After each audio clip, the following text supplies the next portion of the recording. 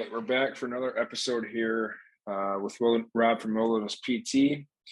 The last episode, we talked about resistance training. We went into depth a little bit on that.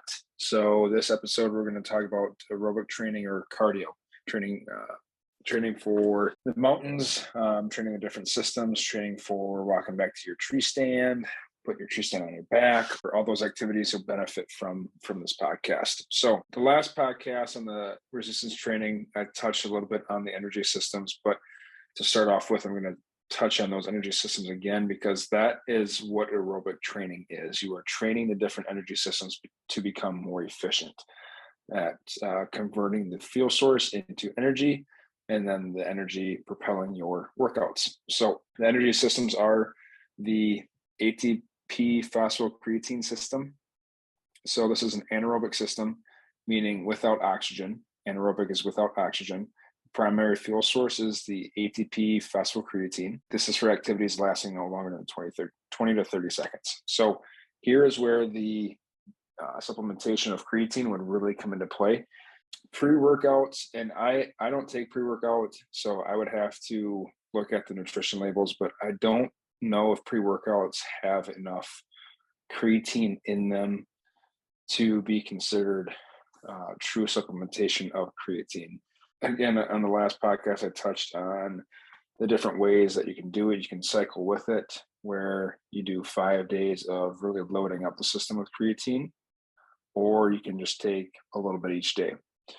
I opt for the little bit of each day, so that way it's just consistent. It's part of the routine. This is for stuff like you're standing up and down from a chair, or you're running a 10 or 100-meter sprint, or you're getting up and down, you're getting up from the ground with a heavy pack on. You just kill a bull, you got to pack out the couple hindquarters, the back straps, all that stuff. You're getting up from the ground with the heavy pack. That is the system kicking in and getting your butt from the ground to a standing position. It requires a lot of power in order to do so. The next system is the glycolytic system. So it's an anaerobic system. The primary fuel source are carbohydrates, and this is for activities anywhere from 30 seconds to 2 to 3 minutes. This would be more of you got a bugle and bull, and you're racing to the top of the ridge. He's coming up one side, you're coming up the other, and you're trying to beat him to the top, so that way you have that advantage over him, so that way you can call and you piss him off. So this would be that fuel source that gets you to the top. You know, you've got a couple 100 yards to go. It's more than just a brisk walk, like you got a little jog to you, or you've got the last 100 yards and you're really just booking it up to the top of the hill.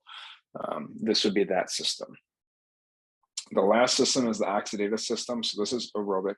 This is in the presence of oxygen. So it's a very slow system. It's a very inefficient in terms of speed in which you can work out and have the system going at first, but is a very efficient system because fat is the primary fuel source. And on the system, you can go for days on the system. Like if you weren't to eat, this would be the fuel system that kicks in. Like you're going at a very low intensity, burning up the fat stores that are in your muscles, the fat stores that are in your liver, around your liver, the adipose, like the subcutaneous adipose tissue, all of that fat storage. That's where that is coming from. This is for activities lasting longer than 3 minutes. So this is your pack in, your pack out. The body is not, hey, I'm using this system. Okay, now I'm using this system, and now I'm going back to that system. The body is an ever-changing, like ebb and flow. You know, you're walking along on your pack in, you got a heavy pack, you're at a relatively low heart rate, and then you have a log to step over. So you're in the oxidative system, and then you got that log to step over. So now your ATP phosphocreatine system is going to kick in to get you that little boost to step over the log. And once that's over with, then you go back down to that aerobic system, that oxidative system. And then further on in the hike, you kick up the speed a little bit to get to camp. You know, you've got like 100 yards left or 150 yards left. It's a little bit of an incline, and kick it up a notch just to get to camp, so that way you're not setting up in the dark. That's going to be that glycolytic system. Again, it's anaerobic, so it's without oxygen. So this is the system that you typically feel the burn. The ATP phosphocreatine system, it's too short of an activity typically to really feel that muscle working burn. But that glycolytic system, that's where you feel that intense burning sensation from the buildup of the lactic acid. Being trained in all three systems is very important, especially for their Western hunter and even the hunter that's got to pack in or walk to their tree stand. Up and down hills, like here in Wisconsin, we have the bluffs. So some guys have a pretty intense hike back to their tree stand. No weight on their back except for their bow, especially early season. But having a strong aerobic base that in an oxidative system is going to allow you to get back there without having to break too much of a sweat, because as soon as you start to sweat, you start to stink. And then as far as whitetail hunting goes, that your success rate starts to go down when you start to stink. So it's important to be strong in both in the aerobic system for both Western hunting and whitetail hunting. The types of training, so there's long, slow distance stuff. There is pace and tempo stuff. There's interval training as far as aerobic training styles go. All right, so let's go over the aerobic training heart rate zones. So there are 6 different zones. The first one is the recovery zone. So this is less than 55% of your max heart rate. The easy conversion for your max heart rate is 220 minus your age. As we get older, it becomes, in my opinion, a little less accurate because if someone's a pretty trained individual, they're going to maintain their max heart rate relatively well if they continue to train. So I don't really like that one. There's a little more complicated one that I can post in the comments of this podcast. So that way you guys have that formula to calculate your max heart rate, so that way you can have a little more accurate of a aerobic training session. In that recovery zone, effort is very light. You're able to have a conversation while you're doing it. So you're walking, it's basically a stroll through the park. Like you're not really trying too hard.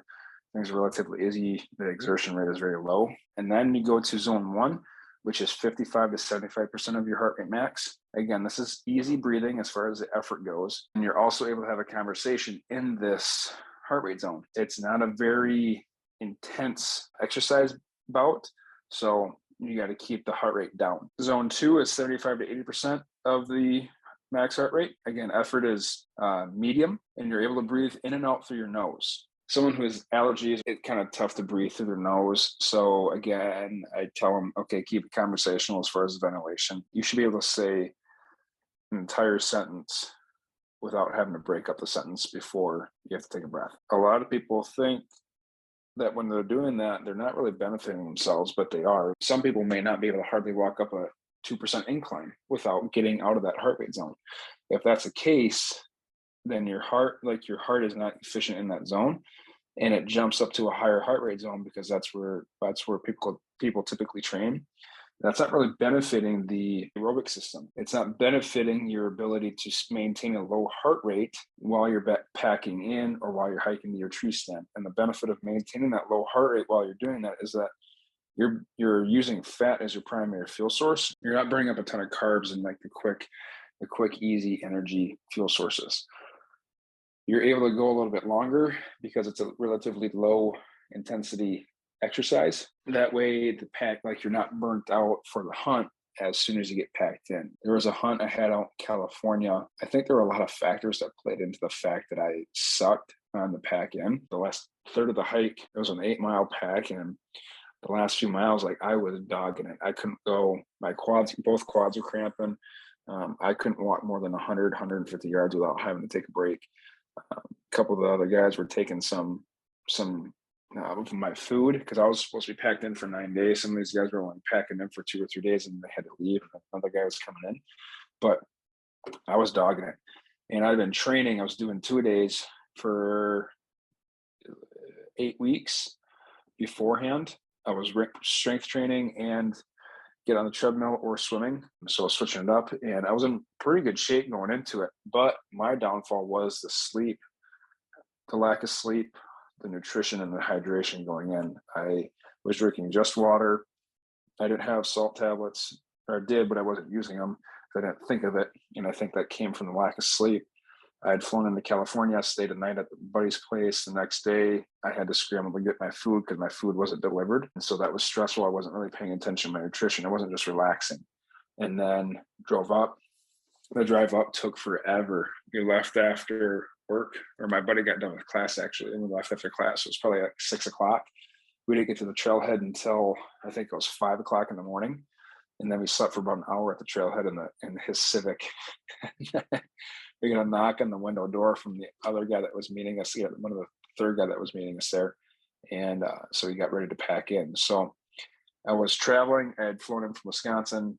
My nutrition was not great, and the sleep was not great. So there was a lot of factors that went into the fact that I sucked in the pack-in. But the point is that my heart rate, my training, and all the other factors, I really wasn't zone training, getting ready for that. I really didn't pay attention to that. So I was training in too high of a heart rate, so the lower zones did not become efficient enough to carry me through that packet. So I was pretty burnt out as soon as I got in. Like the next morning, I was dragging ass. I really didn't want to get up and hunt the next morning, but thankfully we did, because I ended up spotting a buck, and that we actually killed that buck that night. Had my training been better earlier that summer, the sleep, the nutrition, the hydration may not have been such a factor. But even if you've been training for a while and you haven't done heart rate zone training before, that is something that you're going to want to take a look at, because again, you may be training at too high of a heart rate zone and not allowing that lower heart rate zone to establish itself. And as soon as you start hiking in, you may get up to that higher heart rate, and you'll burn out. Like, it's going to be tough to sustain that high heart rate at high elevation for a long period of time, especially in the early season, the archery season, when it's hot. It's going to be tough to sustain that. You might have to take a lot more breaks. Whereas if you have a very solid base in zone 1 and zone 2, you're going to have a much more enjoyable pack in, and you're not going to be burnt out for the hunt. Moving on to zone 3, so that's 80 to 90% of your heart rate max. The effort is fun, but it's pretty difficult, and you're able to talk in short sentences. So this would be where you're talking, like you say, 4 or 5 words, and you got to take a breath, another 4 or 5 words, and you got to take a breath. Zone 4 is 90 to 95% of the heart rate max. Effort's hard, you're not talking. This would be, sprints, submaximal sprints. You're not going to be able to sustain this effort for a very long period of time. This is using that phosphocreatine system. In zone 5, that's maximum effort. That is, you're giving it everything you got. That's a sprint up to the top of the mountain after a bull. That's a 100-meter dash. The parameters for aerobic training, for the cardio training, for a beginner, it's 2 to 3 days a week for 20 to 40 minutes. So that's according to the NSCA. NSCA is the National Strength and Conditioning Association. That's who I have my certified strength and conditioning specialist certification through. For beginner, like I said, 2 to 3 days a week, 20 to 40 minutes. You can break that up into 2 10-minute segments if you're just starting out, or to 2 20-minute segments if your goal is 40 minutes. So you can break those up between morning and afternoon, morning and night, whatever you want to do. For intermediate, so this is for someone, you've been training maybe 6 months to a year, 4 to 5 days a week. You're going to need to cardio train, and then your length is around 30 to 60 minutes. So again, you can break that up into 30-minute workouts. You can do all 60 minutes at one time. You can do 45 minutes, whatever you want to do. And then advanced, someone who's been training for aerobic training for over a year, you're doing 5+ days a week, and the time varies. Your VO2 max is your aerobic capacity measurement. It's like someone's 1 rep max for strength training.